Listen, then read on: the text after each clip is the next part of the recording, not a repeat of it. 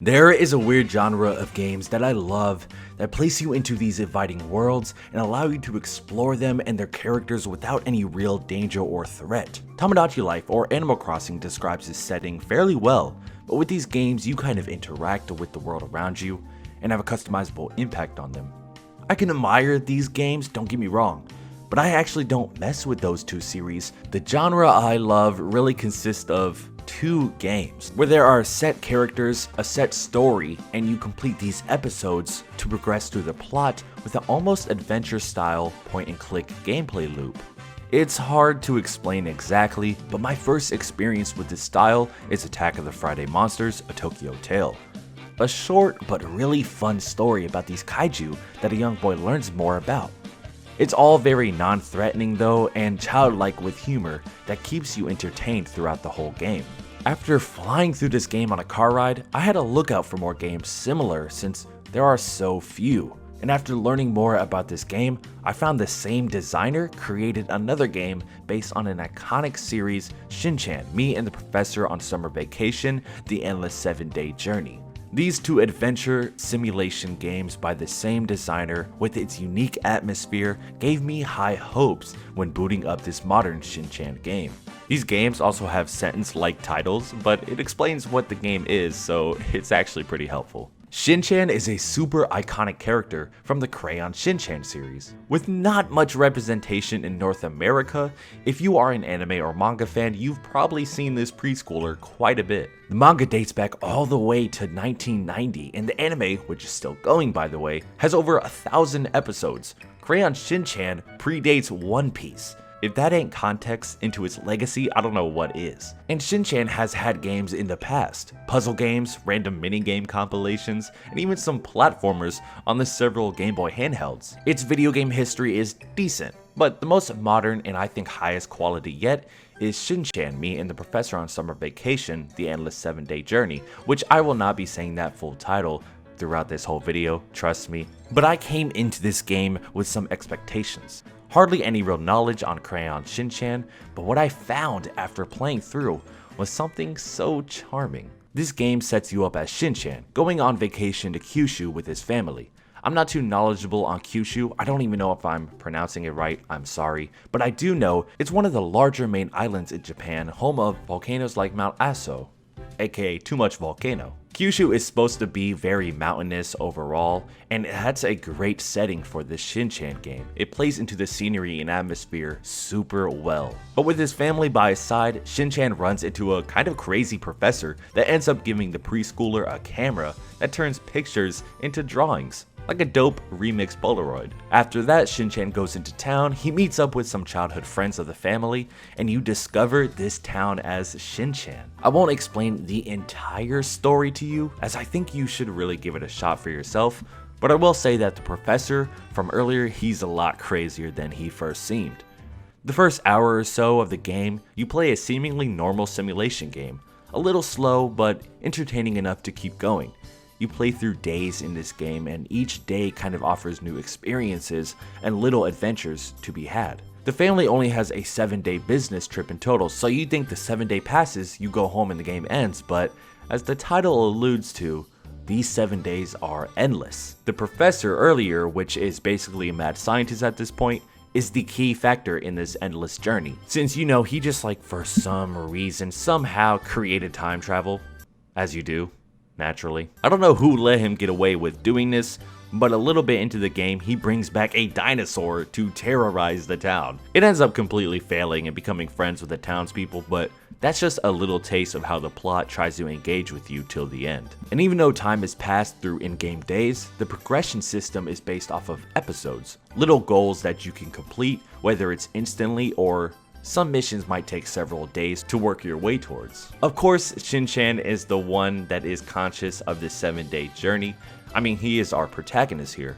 In classic kid behavior, he questions it for a second, then realizes, hey, the 7-day vacation won't end unless I get a date with a girl I just met in this town. That's some of the goofiness you'll get throughout this game. It doesn't take itself seriously, and I absolutely love it.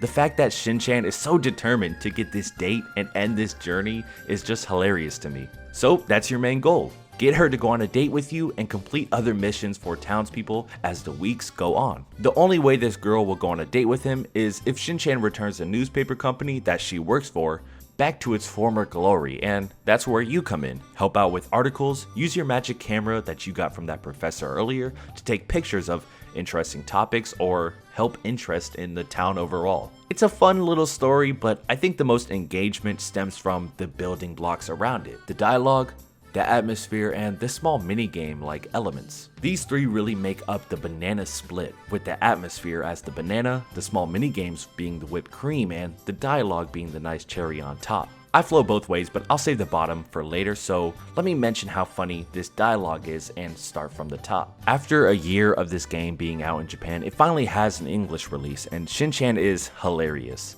Most of the other townsfolk have dialogue that add to the story or the vibe, so it's relevant, but honestly, nothing wild. Shin-chan himself, though, makes me laugh consistently. I can't tell if I'm a child too, or the comedic timing of this kid is impeccable. He always listens to someone speak and then replies back with something completely opposite. It's exactly the goofy childish humor I do in real life to people, so Shin-chan is a little troll, and I love it. The comedy is apparent in the whole game, and it really only comes from Shin-chan. I do wish the other characters were as funny, but oh well, it's a preschooler, what can you expect? The obnoxious sound effects he makes, the amazing dance he randomly does called the Butt Only Alien, it's just, it made this game for me. I genuinely had to take a break when I realized the Butt Only Alien dance is its own button and also doubles as a run button, so you can speed through the city shaking that thing. It's beautiful. Ah, that's the cherry on top right there, but let's eat our way down this banana split and hit the whipped cream, the random gameplay segments I talked about earlier. Other than walking around the town, exploring and talking to the characters, one of the most engaging aspects is the little collectibles and mini-games sprinkled throughout this 9-hour title. There is an entire in-game achievement system giving you random little tasks to complete, and even bulletin boards in the town's shops where Shin-chan can help them out with products or ingredients. There's big collections you work towards, Animal Crossing style, collecting different species of bugs. You can fish and collect them, and you can even farm vegetables. My favorite minigame, and even the one in Attack of the Friday Monsters, are the rock, paper, scissors battles. You would think a randomized game like rock, paper, scissors gets old quick, but I found it to be something I repeatedly get to any chance I could. Attack of the Friday Monsters formed it into a card game against the other kids in the neighborhood. Shin-chan takes rock, paper, scissors to the next level and makes it an actual JRPG match. Basically, when booting up this game, I didn't expect to use a dinosaur fighting against a Gundam robot, but I learned my lesson. I won't expect anything anymore. This system is super fun, and I'm excited to see this implemented into more styles for other games in the future, more rock, paper, scissors. You can also buy little snacks that Shin-chan is obsessed with, and sometimes they come with cards. Each one has like a unique boost or power up if you need a little help in the progressively more challenging JRPG battles. Other than that, the bugs and fish collecting is super nice, and luckily there isn't a gigantic amount of them to overwhelm you. These little distractions are what make the whole game sweet, like whipped cream, even if they are unnecessary sometimes. But let's really get to the banana, the foundation of this metaphorical banana split, and talk about the atmosphere. This game gives you the outlandish expressions and peculiar dialogue, the charming gameplay. It's an amusing time. But what really attracted me to this game and gave me nice breaks throughout the story is the presentation. The cicadas constantly buzzing in the trees, the rhythmic flow of the river as you fish for a new species, the pleasing landscape as you look in the distance, seeing mountains, blue skies, and other parts of the town. The detailed hand-drawn backgrounds are interesting, especially with every new area.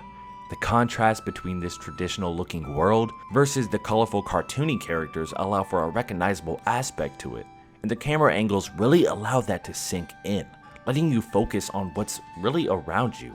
This helps you get familiar with this town, and it's fantastic. This environment is important and distinct to the director's game style because you can move the dialogue aside, you can pause the story, or take a break from the dinosaur fights.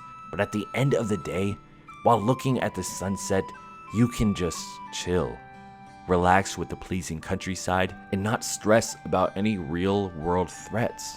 It's nice. This is the main reason I love this new Shin-chan game, and also the same reason I love the director's other works. Something about the simplicity of the title amazes me, and I'm glad I finally got to see what this little preschooler Shin-chan is all about. My name is Rox, thank you so much for watching. Peace and love. Bye.